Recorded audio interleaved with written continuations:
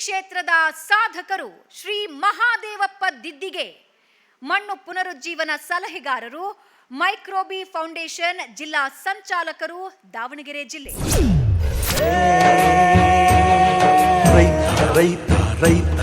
ದಾವಣಗೆರೆ ಜಿಲ್ಲೆ ಜಗಳೂರು ತಾಲೂಕಿನ ದಿದ್ದಿಗೆ ಗ್ರಾಮದ ಮಹಾದೇವಪ್ಪ ದಿದ್ದಿಗೆ ಪದವಿ ಮುಗಿಸಿ ಖಾಸಗಿ ಶಾಲೆಯಲ್ಲಿ ಶಿಕ್ಷಕರಾಗಿದ್ದರು. ಬಳಿಕ ಬಹುರಾಷ್ಟ್ರೀಯ ಕಂಪನಿ ಉದ್ಯೋಗದಲ್ಲಿದ್ದರು. ಆದರೆ ಕೃಷಿಯ ಸೆಳೆತವು ಉದ್ಯೋಗ ಬಿಡಿಸಿತು. ಆದರೆ ರೈತರು ಹೆಚ್ಚು ಇಳುವರಿ ಆಸೆಯಿಂದ ಮಿತಿಮೀರಿದ ರಾಸಾಯನಿಕ ಬಳಕೆ ನೋಡಿ ಕಳವಳಗೊಂಡ್ರು. ರಾಸಾಯನಿಕ ಮುಕ್ತ ಸಾವಯವ ಕೃಷಿ ಪ್ರಚಾರದಲ್ಲಿ ತೊಡಗಿಸಿಕೊಂಡ ಮಹಾದೇವಪ್ಪ ದಿದ್ದಿಗೆ ಅವರೀಗ ಸಾವಯವ ಕೃಷಿ ಕುರಿತ ಜಾಗೃತಿ ಮೂಡಿಸಲು 8 ವರ್ಷದಿಂದ 4 ಲಕ್ಷ ಕಿಲೋಮೀಟರ್ಗೂ ಹೆಚ್ಚು ಪ್ರಯಾಣಿಸಿದ್ದಾರೆ. ಸುಸ್ಥಿರ ತೋಟಗಾರಿಕೆ, ಸಮಗ್ರ ಬೆಳೆ ಪದ್ಧತಿ, ಮಣ್ಣಿನ ಉಳಿವು ಹೇಗೆ ಅನ್ನೋದನ್ನ ಉಚಿತವಾಗಿ ರೈತರಿಗೆ ಹೇಳಿಕೊಡ್ತಿದ್ದಾರೆ. ಮೈಕ್ರೋಬಿ ಫೌಂಡೇಶನ್ ಜಿಲ್ಲಾ ಸಂಚಾಲಕರಾಗಿರುವ ಮಹಾದೇವಪ್ಪ ದಿದ್ದಿಗೆ ಅವರು ಸಾವಯವ ಕೃಷಿ ಪದ್ಧತಿಯಲ್ಲಿ ತಮ್ಮ ತೋಟ ಅಭಿವೃದ್ಧಿ ಮಾಡಿದ್ದಾರೆ. ಅಡಿಕೆ, ತೆಂಗು, ವಿವಿಧ ಹಣ್ಣಿನ ಗಿಡಗಳು, ದೀರ್ಘಾವಧಿ, ಅಲ್ಪಾವಧಿ ಬೆಳೆಗಳನ್ನ ರಾಸಾಯನಿಕ ಮುಕ್ತವಾಗಿ ಬೆಳೆಯುತ್ತಿದ್ದಾರೆ.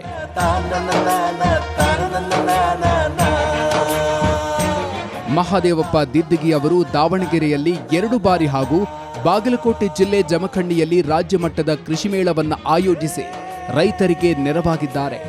ಮಣ್ಣಿನ ಸುಸ್ಥಿರತೆ ಅಂದರೇನು, ಆ ಬೆಳೆ ಪದ್ಧತಿ ಯಾಕೆ ಅಳವಡಿಸಬೇಕು, ಮಳೆ ನೀರು ಮಣ್ಣಿನಲ್ಲಿ ಇಂಗಿಸುವುದು ಹೇಗೆ, ರೈತರ ತೋಟದಲ್ಲಿ ಬದಲಾವಣೆ ಮಾಡಿ ಮಣ್ಣು ಉಳಿಸಿದ್ರೆ, ಅದರ ಸುಸ್ಥಿರ ಕಾಪಾಡಿದ್ರೆ ನಮ್ಮ ಕುಟುಂಬ, ನಮ್ಮ ಊರು ಹೇಗೆ ಸ್ಥಿರವಾಗಿ ಆರೋಗ್ಯಕರವಾಗಿರುತ್ತೆ ಎಂಬುದನ್ನು ತಿಳಿ ಹೇಳುವ ಇವರ ಕಾರ್ಯಕ್ಕೆ ಗ್ರಾಮಸ್ಥರು ಮೆಚ್ಚುಗೆ ವ್ಯಕ್ತಪಡಿಸಿದ್ದಾರೆ. ಮಣ್ಣಿನ ಆರೋಗ್ಯ ಕಾಪಾಡಿದ್ರೆ ವಿಷಮುಕ್ತ ಕೃಷಿ 100ಕ್ಕೆ 100ರಷ್ಟು ಸಾಧ್ಯ ಎಂಬ ಸಂದೇಶ ಸಾರುತ್ತಿರುವ ಸಾವಯವ ಯಾತ್ರಿಕನಿಗೆ ನಮ್ಮದೊಂದು ಸಲಾಂ.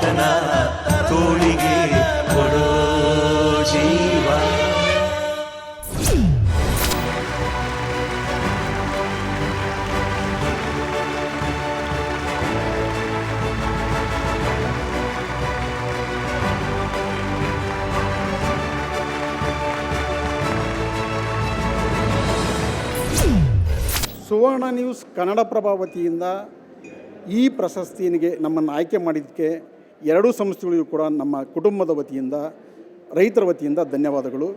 ಇವತ್ತು ಮಣ್ಣಿನ ಆರೋಗ್ಯ ಅಂತಕ್ಕಂಥದ್ದು ತುಂಬ ಕ್ಷೀಣಿಸಿದೆ. ಮಣ್ಣಿನ ಆರೋಗ್ಯ ಕ್ಷೀಣಿಸಿರೋದ್ರಿಂದ ಇವತ್ತು ಸಾಕಷ್ಟು ರೋಗಗಳನ್ನ ನಾವು ಸಮಾಜದಲ್ಲಿ ಕಾಣ್ಬೋದು.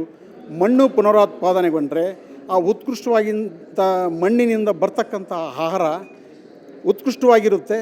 ತಿಂದಿರ್ತಕ್ಕಂಥ ವ್ಯಕ್ತಿ ಅಥವಾ ಸಮಾಜ ಆರೋಗ್ಯಯುತವಾಗಿರುತ್ತೆ ಅಂತಕ್ಕಂಥದ್ದು ನಮ್ಮ ವಿಚಾರ. ದಯಮಾಡಿ ರೈತ ಬಾಂಧವರು ಹಾಗೂ ನಮ್ಮ ಸರ್ಕಾರ ರೈತನ್ನ ಮೇಲೆತ್ತಕ್ಕಂಥ ಕೆಲಸ ಮಾಡಲಿ ಅಂತಕ್ಕಂಥದ್ದು, ಜೊತೆಗೆ ಉತ್ತಮವಾಗಿರ್ತಕ್ಕಂಥ ಸಂಶೋಧನೆ ಮಣ್ಣಿನ ಬಗ್ಗೆ ನಡೀಲಿ. ಮಣ್ಣಿಗೆ ವಿಷ ಹಾಕೋದನ್ನು ನಿಲ್ಲಿಸಿದರೆ ಕ್ಯಾನ್ಸರನ್ನು ನಾವು ಅವಾಯ್ಡ್ ಮಾಡ್ಬೋದು, ಆಸ್ಪತ್ರೆ ಖರ್ಚುಗಳನ್ನು ಕಡಿಮೆ ಮಾಡ್ಬೋದು ಅಂತಕ್ಕಂಥದ್ದು ನಮ್ಮ ವಿಚಾರ.